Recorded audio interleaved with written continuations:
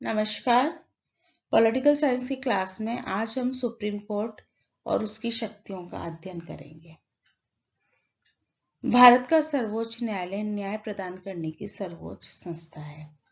यह संविधान का व्याख्याकार भी है एवं संरक्षक भी है। यह नागरिकों के मूल अधिकारों का रक्षक भी है एवं यह दीवानी एवं फौजदारी मामलों का सर्वोच्च अपीलीय न्यायालय भी है।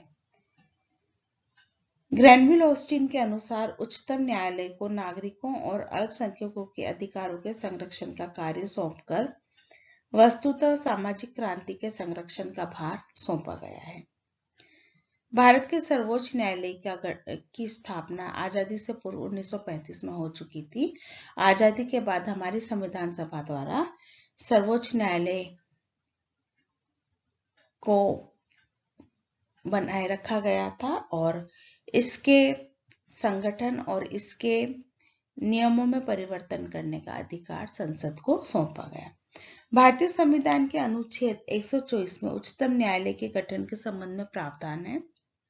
संविधान के अनुसार भारतीय संसद को उच्चतम न्यायालय की स्थापना, गठन एवं शक्तियों को विनियमित करने का अधिकार है।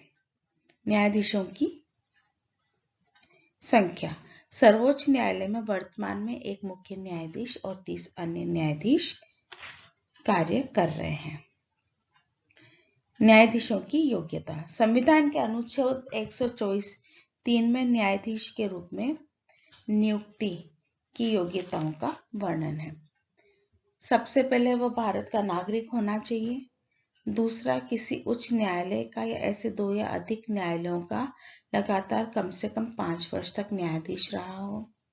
किसी उच्च न्यायालय का या ऐसे 2 या अधिक न्यायालयों का लगातार कम से कम 10 वर्ष तक अधिवक्ता रहा हो, अथवा राष्ट्रपति की राय में वह विशिष्ट विधिवेत्ता हो। उच्चतम न्यायालय के संबंध में उल्लेखनीय कि इसकी मुख्य पीठ नई दिल्ली में स्थित है, लेकिन मुख्य न्यायाधीश राष्ट्रपति की अनुमति से सुनवाई अन्य स्थान पर भी कर सकते हैं। न्यायाधीशों की नियुक्ति। संविधान के अनुच्छेद 124 के अनुसार उच्चतम न्यायालय के न्यायाधीशों को राष्ट्रपति नियुक्त करते हैं, किंतु न्यायाधीशों की नियुक्ति के संबंध में राष्ट्रपति को स्वविवेक की शक्तियां प्राप्त नहीं है। इस अनुच्छेद के अनुसार राष्ट्रपति न्यायाधीशों की नियुक्ति उच्चतम न्यायालय तथा उच्च न्यायालय के ऐसे न्यायाधीशों से परामर्श करने के पश्चात जिन्हें वे आवश्यक समझते हैं नियुक्त करते हैं। सन 1993 से न्यायाधीशों की नियुक्ति के संबंध में कॉलेजियम व्यवस्था कार्य कर रही है, जिसमें सर्वोच्च न्यायालय के 5 वरिष्ठतम न्यायाधीश होते हैं और वे सर्वोच्च न्यायालय व उच्च न्यायालय के न्यायाधीशों की नियुक्ति का कार्य करते हैं। 2014 में राष्ट्रीय न्यायिक नियुक्ति आयोग का गठन किया गया था संविधान के संशोधन द्वारा, किंतु सर्वोच्च न्यायालय ने स्वयं इसे न्यायिक पुनरावलोकन के अंतर्गत खारिज कर दिया था।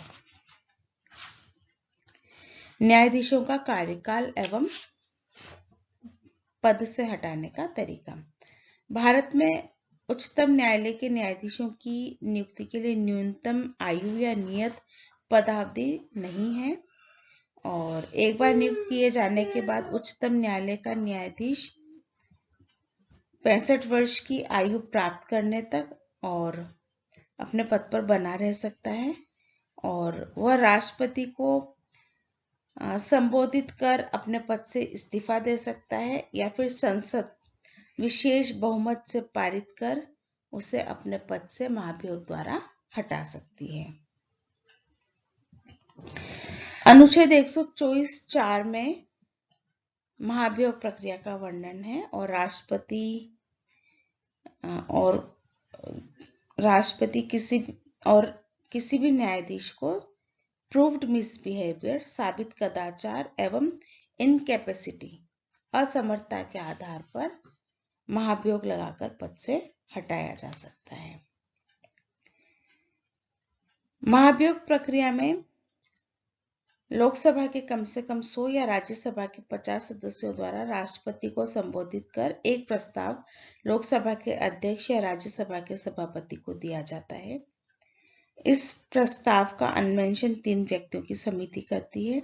इसमें 2 उच्चतम न्यायालय के न्यायाधीश तथा एक विशिष्ट विधिवेत्ता होते हैं। उक्त समिति द्वारा दोषी पाए जाने पर समिति के प्रतिवेदन के साथ संबंधित सदन में महाभियोग ग्रहण किया जाता है।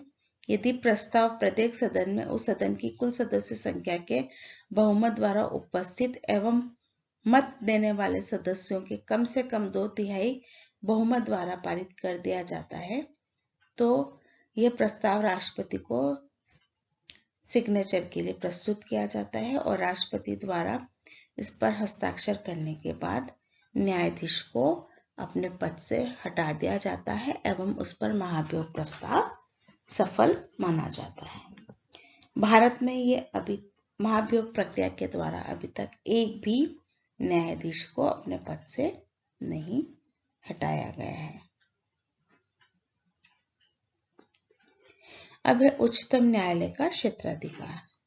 उच्चतम न्यायालय कोर्ट ऑफ रिकॉर्ड अभिलेख न्यायालय के रूप में कार्य करता है और न्यायालय के निर्णय एवं कार्यवाहियां लिखित होती हैं और इनका रिकॉर्ड न्यायालय में मौजूद होता है। उच्चतम न्यायालय के प्रारंभिक क्षेत्राधिकार अनुच्छेद 131 के अनुसार वर्णित है और इसमें मूल रूप से जो मामले सर्वोच्च न्यायालय के पास आते हैं वो उसके प्रारंभिक क्षेत्राधिकार या ओरिजिनल ज्यूरिस्डिक्शन माना जाता है। भारत संघ तथा एक या एक से अधिक राज्यों के मध्य उत्पन्न होने वाले विवाद, भारत संघ तथा कोई एक राज्य अनेक राज्यों के मध्य होने वाले विवाद, 2 या 2 से अधिक राज्यों के मध्य होने वाले विवाद इसके अंतर्गत आते हैं। फिर है रिट ज्यूरिस्डिक्शन, लेख क्षेत्राधिकार।